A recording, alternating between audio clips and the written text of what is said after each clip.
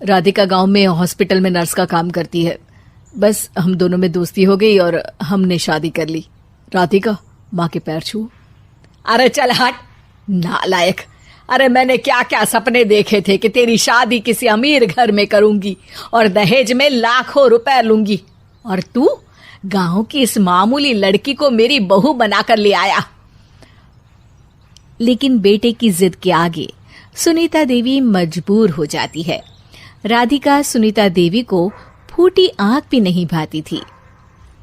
तुम चिंता मत करो भाग्यवान, हम दोनों मिलकर अपनी बहू को इतना सताएंगे कि वो हमसे तंग आकर ये घर छोड़कर चली जाएगी। फिर हम अपने बेटे की शादी किसी बड़े सेठ की बेटी से कर देंगे, ठीक है? अगले दिन सुनीता देवी अपने बेटे का कमरा साफ कर रही होती है। तभी बहू के सामान में उसे एक बड़ी बड़ी मूंछों वाले आदमी की तस्वीर दिखाई देती है और उसके कंधे पर एक बड़ी सी बंदूक टंगी होती है। तस्वीर के नीचे लिखा होता है डाकू मंगल सिंह। ये किसकी तस्वीर है बहू? ये मेरे पिताजी की तस्वीर है। बस फिर क्या था। ये सुनते ही सुनीता देवी के हाथ पैर कांपने लगते हैं। वो भागती हुई सीधा अपने पति के कमरे में जाती है। अरे गजब हो गया जी, गजब। अरे क्या हो गया भाग्यवान? हमारी बहू एक मशहूर डाकू मंगल सिंह की बेटी है। हे भगवान, अब क्या होगा? क्या कहा? डाकू मंगल सिंह? अरे मर गए रे। सुना है वो तो बड़ा ही खतरनाक डाकू है, मारता ज्यादा है गिनता कम है। लोग पुलिस वाले भी उसके नाम से कांपते हैं। अरे सुना है वो तो हर हफ्ते 2-4 लोगों का ऊपर का टिकट कटवा ही देता है। हे भगवान, अब हम क्या करेंगे?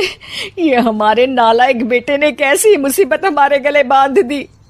हाँ वो तो है, अगर हमने बहू को जरा भी तकलीफ दी तो उसका बाप मंगल सिंह हमें गोली से उड़ा देगा। अब जो मैं कहता हूँ उसे ध्यान से सुनो।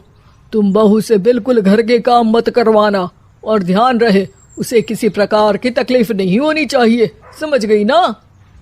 और ऐसा ही होता है। अगले दिन सुनीता देवी रसोई में खाना बना रही होती है कि तभी, ये क्या माँ जी, मेरे रहते आप खाना बना रही हैं?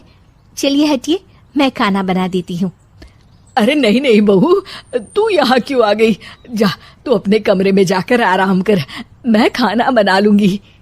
सुनीता देवी जिद करके राधिका को भेज देती है। फिर एक दिन, अरे फर्श पर कितनी धूल जमी है, माँ जी देखेंगी तो नाराज हो जाएंगी, मैं अभी यहाँ पोछा लगा देती हूँ। राधिका जैसे ही पोछा लगाने लगती है कि तभी उसके ससुर की नजर उस पर पड़ती है। बंसीलाल भागता हुआ वहां आता है। अरे नहीं नहीं बहू, तुम ये क्या गजब कर रही हो? बहू तो बेटी समान होती है, और हम ना अपनी बेटियों से काम नहीं करवाते। तुम आराम से बैठकर YouTube पर किड लॉजिक चैनल की सास बहू की कहानियां देखो। वो लोग ना बहुत अच्छी अच्छी कहानियां बनाते हैं। सच? आप देखते हैं? अरे मैं तो रोज देखता हूँ। शहर की बहू तो मेरी फेवरेट कहानी है। हाँ, ये कहकर बंसीलाल पोछा लगाने लगता है। इस तरह राधिका के सास ससुर सारा दिन उसकी खुशामद में लगे रहते हैं और उसे किसी महारानी की तरह रखते थे। कैसा लगा बहू? पिज्जा टेस्टी तो है ना? अच्छा, मीठे में क्या खाओगी बोलो तो? माँ जी, मुझे तो काजू कतली बहुत पसंद है, और उसके बाद 1 गिलास लस्सी मिल जाए तो मजा आ जाएगा। ये सुनते ही सुनीता देवी अपने पति को कोहनी मारते हुए कहती है, अरे सुना नहीं बहू क्या मांग रही है? जल्दी से भागकर बाजार जाइए और सब खरीद कर ले आइए। हाँ हाँ भाग्यवान, अभी जाता हूँ। राधिका की तो 5 उंगलियां घी में थी। वो तो अपने ससुराल में मजे कर रही थी। दूसरी तरफ राधिका की सास उसके लिए कभी नई साड़ी खरीद लाती तो कभी उसके लिए नए गहने बनवा देती। फिर एक दिन डाकू मंगल सिंह अपनी बेटी राधिका से मिलने अपने आदमियों के साथ आता है। उन सबको देखते ही राधिका के सास ससुर डर के मारे कांपने लगते हैं। मर गया रे, डाकू मंगल सिंह तो सच में कितना डरावना दिखता है, ऊपर से इतनी बड़ी बंदूक लेकर घूमता है। कैसे हैं समधी जी? क्या हुआ? आप इतना घबरा क्यों रहे हैं? और आपको इतना पसीना क्यों आ रहा है? आपकी तबीयत तो ठीक है ना? जी अभी तक तो ठीक है, पर लगता है बहुत जल्द खराब होने वाली है। क्या कहा आपने? जी कुछ नहीं, बताइए बताइए कैसे आना हुआ। दरअसल आज आपके शहर में हमारी नाटंकी मंडली का प्रोग्राम है, तो इसी बहाने सोचा बेटी का ससुराल भी देखता चलूं। ये सुनते ही राधिका के सास ससुर हैरान हो जाते हैं। क्या कहा? आप नौटंकी में काम करते हैं? हाँ माँ जी, पिताजी डाकू की एक्टिंग बहुत अच्छी करते हैं। उन्हें तो कई अवार्ड भी मिल चुके हैं। और ये बंदूक, ये तो असली लगती है।